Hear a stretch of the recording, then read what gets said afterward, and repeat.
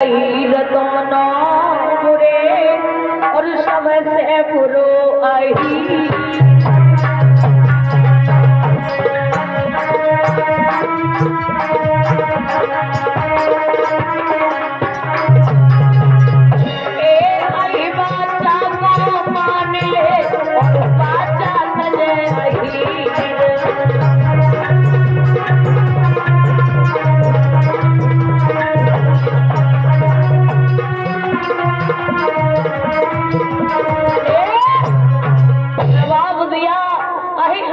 दोनों बुरे सबसे बुरो अहीर। अही बाचा को मान ले और बाचा तजे। अही किसको कहते हैं पता? सर्प को। सर्प एक बार को बात मान लेगा लेकिन अहीर नहीं मानेगा। अच्छा बुरा मत मानना, जो बात आ जाती है वो कहते हैं, हम अपनी तरफ से कुछ नहीं कहते। हाँ तो लठियां चला। इधर अपने दोनों पुत्रों को गोद में लिया और लेने के बाद में रानी अपने पिता के पास में पहुंच गई। जवाब दिया, पिताजी तुमने महाराज को इतना समझाया लेकिन महाराज के कुछ भी समझ में नहीं आया। उन्होंने दासी से रिश्ता जोड़ लिया लेकिन दुख हमें एक बात को है कि हमारे 2 पुत्र होगा कि 3 पुत्र। जवाब दिया, इसका मतलब राजा ने मेरी बात का कोई महत्व नहीं समझा। बोले नहीं।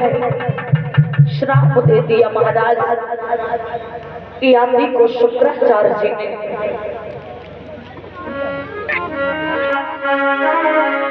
कि जिस यौवन के मधु में तूने मेरे मायने को तोड़ाए और जिस यौवन के मधु में तूने दासी से रिश्ता तोड़ा।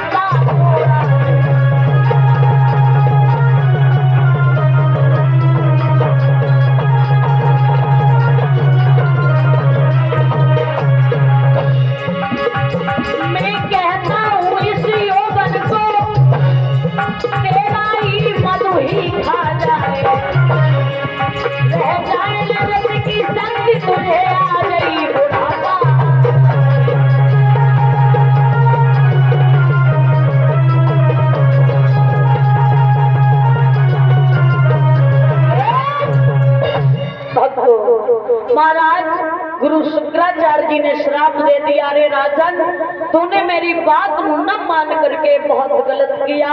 मैं श्राप देता हूँ कि तेरे अंदर रथ की शक्ति नहीं रहेगी, तेरे ऊपर बुढ़ापा आ जाएगा। उसी समय जवानी चली गई, बुढ़ापे में महाराज ज्यादा को घेर 4 पाई पकड़ ली। सुबह से शाम तक खांसते पूरा दिन निकल जाता है। इधर देवयानी को नहीं मालूम कि मेरे पति के ऊपर बुढ़ापा आ गया। अपने पिताजी के यहाँ रह रही है। काफी समय व्यतीत हो गया, विचार किया पति होता है, अब गलती भी इंसान से ही होती है महाराज, और गलती जब हो जाती है तो उसको मारा नहीं जाता है। तो अब हम अपने पिया के पास फिर चले जाएंगे। पुनः अपने पिया के पास गई तो द्वार पे महाराज कोई बड़े बूढ़े से लेटे रहे। देवयानी बोली, तुम कौन हो? बोले, पहचान नहीं पाया? बोले, नहीं मैं तुम्हारा पति हूँ महाराज जी आती। बोले, आती? हाँ। बोले, मैंने तुमसे मना किया अपने पिता के यहाँ मत जाना, लेकिन तुम मानी नहीं। तुम्हारे पिताजी ने मुझे श्राप दे दिया, मेरे ऊपर बुढ़ापा आ गया। बोले, बुढ़ापा आ गया? हाँ। अब बोले, अब क्या है? अब तो हमारी सेवा करो बस, और क्या है? अब तो महाराज धीरे धीरे समय व्यतीत होने लगा, लेकिन रानी देवयानी को बिल्कुल भी अच्छा नहीं लगता। अपने पिता के पास में पहुंची और बोली, पिताजी आप एक बात नहीं जानते। कौन सी बात? हमारे ऊपर अभी जवानी है और इस तरीका से पिता पति के ऊपर बुढ़ापा है, मैं नहीं रह सकती, इसलिए आप हमारे पति को जवान बना दो। बोले जवान तो हम बना देंगे, लेकिन उसके लिए यज्ञ करना होगा।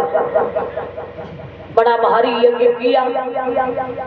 महाराज याति को बुलाया, अब 5 पुत्रों को बुलाया और महाराज याति से कहा, देखो तुम्हारे ऊपर जवानी तो आ जाएगी, लेकिन तुम्हारे 5 पुत्र हैं, 5 पुत्रों में से किसी एक पुत्र ने तुम्हें जवानी दे दी और तुम्हारा बुढ़ापा ले लिया तो तुम्हारे ऊपर जवानी आ जाएगी।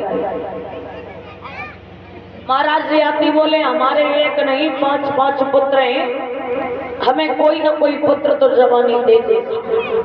आगे बढ़े, यदु से कहा, बेटा यदु, हमारा बुढ़ापा ले लो, कुछ दिनों के लिए हमें जवानी दे दो और हम तुम्हें वापस कर देंगे, उसके बाद में तपस्या करने के लिए चले जाएंगे। बोले अच्छा, तुम बड़े चालाक हो, तुमने तो अपनी जवानी गवा दी, अब हमारे पास आई है तो हमारी भी ले लो।